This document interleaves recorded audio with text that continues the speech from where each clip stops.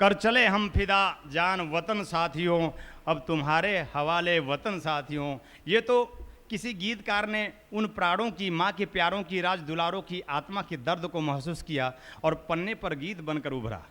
पर जरा सोचिए, सच उस हृदय की व्यथा पर विचार करिए। एक माटी का वो लाल जो अपने माँ के लिए प्राण देता है, अपनी आहुति दे माँ की लाज बचाता है, और एक आज के ये माटी के लाल अपनी माँ का सौदा कर लूट बांट खा रहे हैं। हमारी प्रकृति, हमारा प्रभु हमें कभी भी माफ नहीं करेगा। कभी भारत सोने की चिड़िया कही जाती थी, आज सिर्फ चिड़िया रह गई है।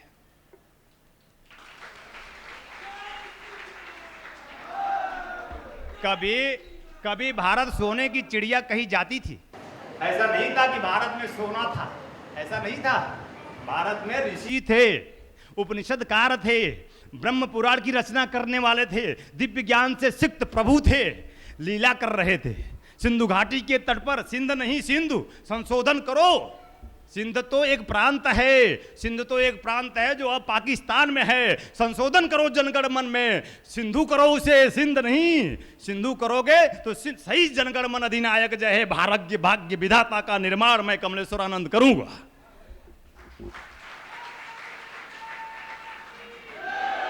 पंजाब, सिंधु, गुजरात, मराठा, अभी जनगण मन फिर होगा।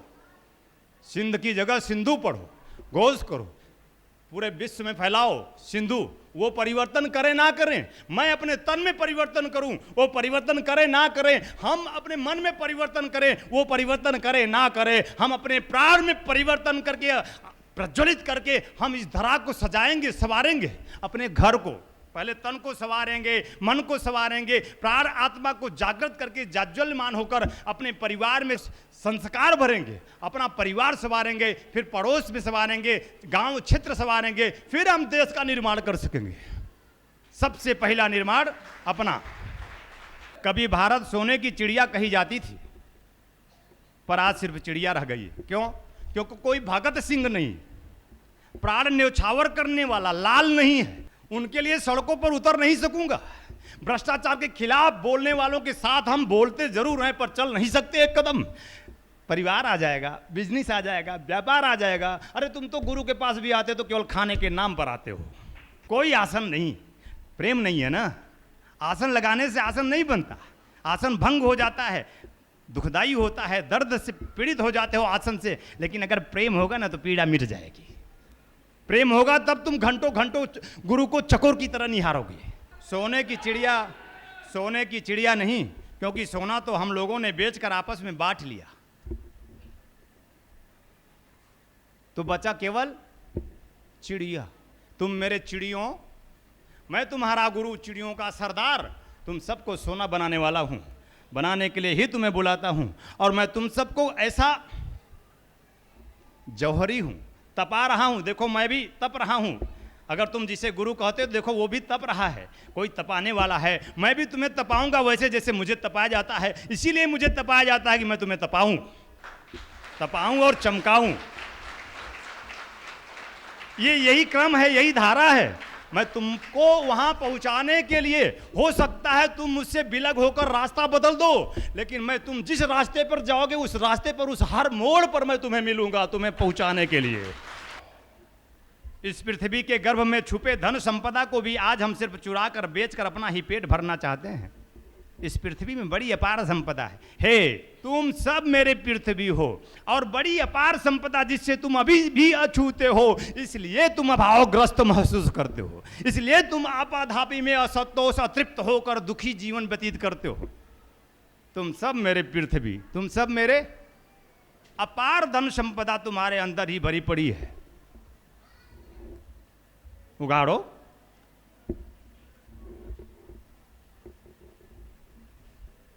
अगर वो नहीं उगड़ेगा, तुम मेरे पृथ्वी हो, अगर तुम अपनी धन संपदा को नहीं उगाड़ोगे तो बाहर की धन संपदा, बाहर की जो पृथ्वी में धन संपदा पड़ी है उसका तुम सदुपयोग नहीं कर सकोगे।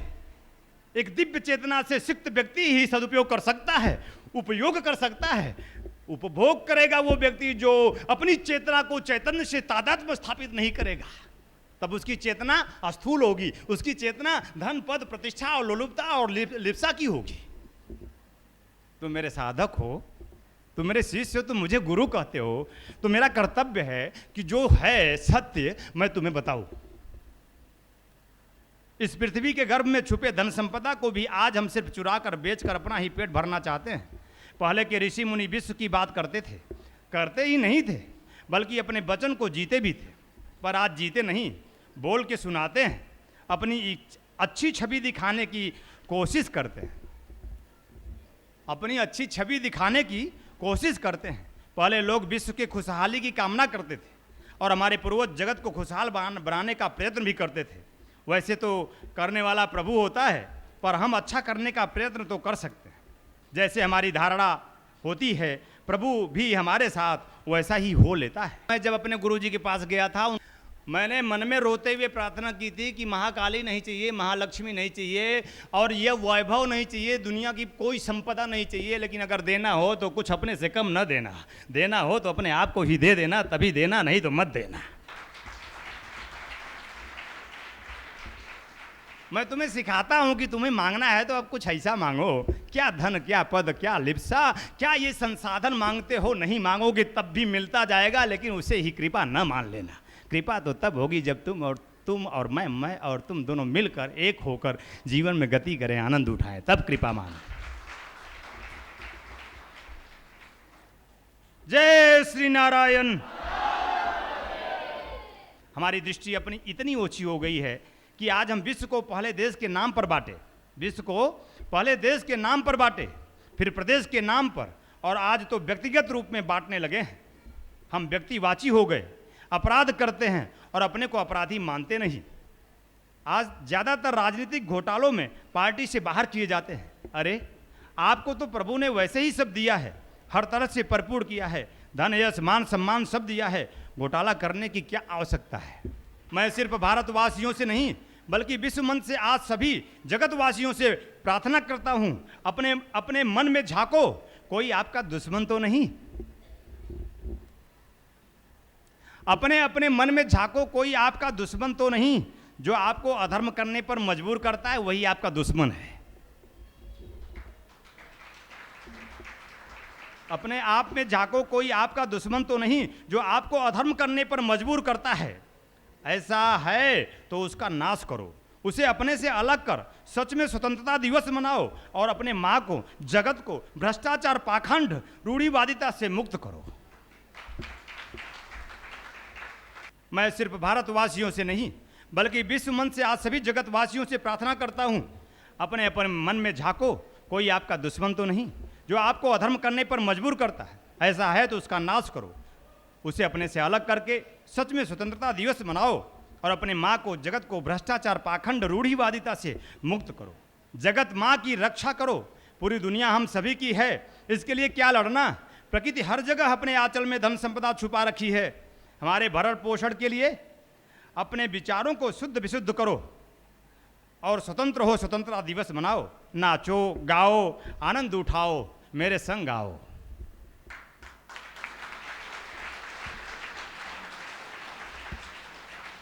इसी में जीवन की पूर्णता और आपकी स्वतंत्रता है।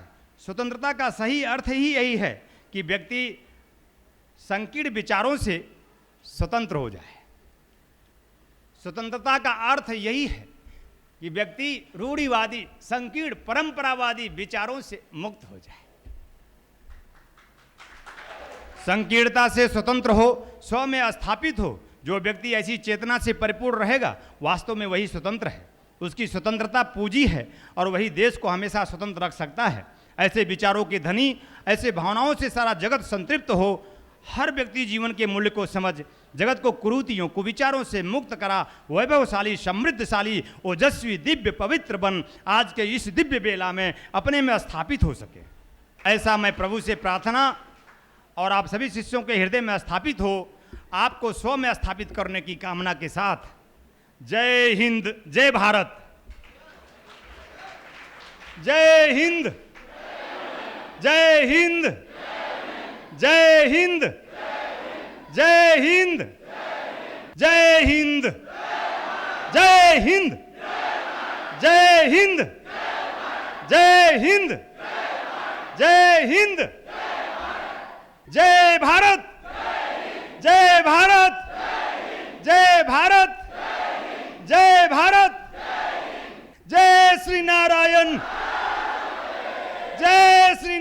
नारायण, जय श्री नारायण। हर हर महादेव, हर हर महादेव, हर हर महादेव। मुझे सिर्फ तुम्हारा इंतजार है। जो मुझे दुख है, जो मुझे पीड़ा है, जो मुझे वेदना है, मैं वो प्रकट करूंगा। वो ये है कि आज मेरे जन्म दिवस पर तुम सब यहाँ आए हो हर्षोल्लास उल्लास मनाने, लेकिन मैं दुखी हूं।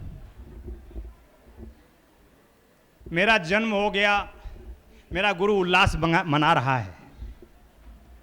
मेरे जन्म से तुम सुखी हो सकते हो कि तुम्हें ऐसा गुरु मिला, लेकिन मैं कब सुखी होऊंगा? जब तुम मेरे जैसा शिष्य बनकर मुझे उल्लसित करोगे, जब तुम्हारा भी जन्म ऐसे ही होगा जैसे तुम्हारे गुरु कमलेश्वरानंद का हुआ है।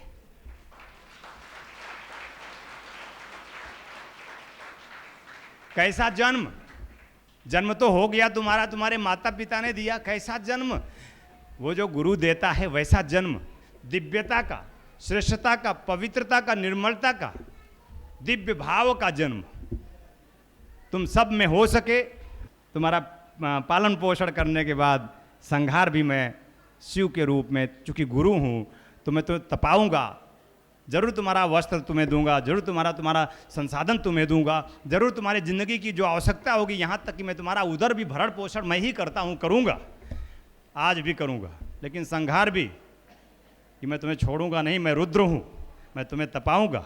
और उसके लिए मैं तुम सबको आदेश है कि तुम सब ऐसी उच्च कोट की, सचमुच अगर आनंद में प्रतिष्ठित होना चाहते हो, कृष्ण को मानते हो, राम बुद्ध महावीर मोहम्मद पैगंबर को मानते हो, तो ऐसी उच्च कोट की दीक्षा में अगर तुम चाहते हो, सचमुच उन्हें प्यार करते हो, उनकी ही प्रतिष्ठा अपनी जिंदगी में चाहते हो, तो तुम ऐसी उच्च कोट की दीक्षा लेकर ही अपने घर जाना। जय श्री नारायण, जय श्री नारायण, जय श्री नारायण। हर हर महादेव। हमारे लिए तो डबल खुशी है कि देश भी आज़ाद हुआ और हमको भी आज़ाद करने के लिए गुरुजी का जन्म हुआ। जैसे देश अंग्रेज़ों का गुलाम था, ऐसे हम भी बहुत विकारों के गुलाम हैं। देश तो आज़ाद हो गया, लेकिन हमारी आज़ादी के लिए गुरुत्व के रूप में स्वामी कमलेशानंद का जन्म हुआ। आज के दिन में मैं एक छोटा सा अनुभव अपना शेयर करूंगा आप लोगों से।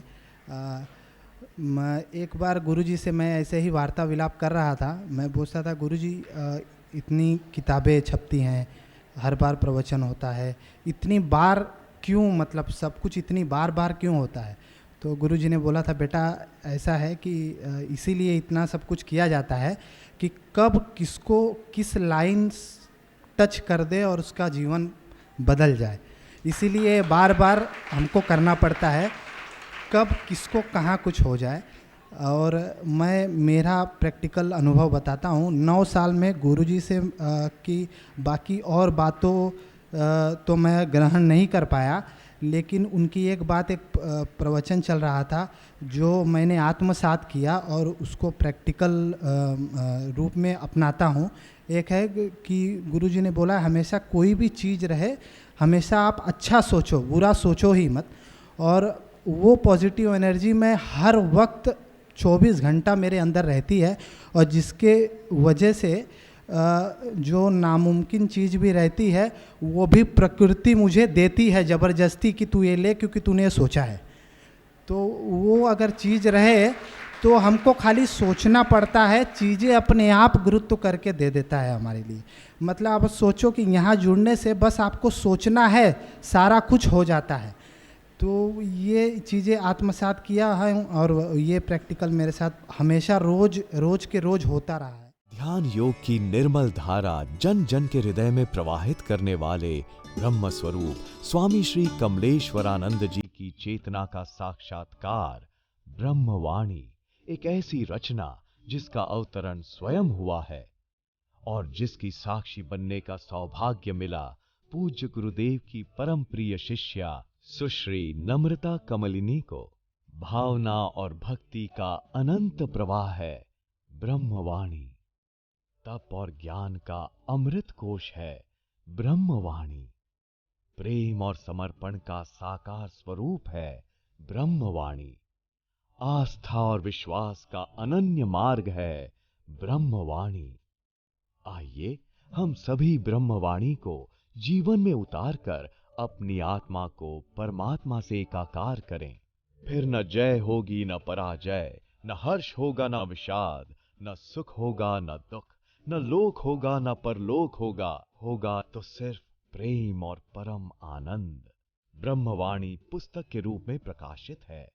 ब्रह्म स्वरूप तत्व चिंतक, मंत्र तंत्र यंत्रविद पूज्य गुरुदेव स्वामी श्री कमलेश्वरानंद जी द्वारा रचित मानव उपयोगी विभिन्न विषयों पर साधनात्मक रहस्यों से परिपूर्ण पुस्तकें श्री गुरु रहस्यम, साधना विधान रहस्यम, गुरु पादुका विधान रहस्यम, यज्ञ विधान रहस्यम, षोडश संस्कार दीक्षा रहस्यम तथा पूज्य गुरुदेव के दिव्य प्रवचनों भजनों की सीडी वीसीडी डीवीडी प्राप्त करने और भारतीय संस्कृति की धरोहर ज्योतिष मंत्र तंत्र यंत्र जैसी गोपनीय रहस्यों से भरपूर जीवन की समस्त समस्याओं का समाधान कराने वाली आध्यात्मिक पत्रिका निखिल सत्य दर्शन की सदस्यता के लिए संपर्क करें। ओम निखिलम्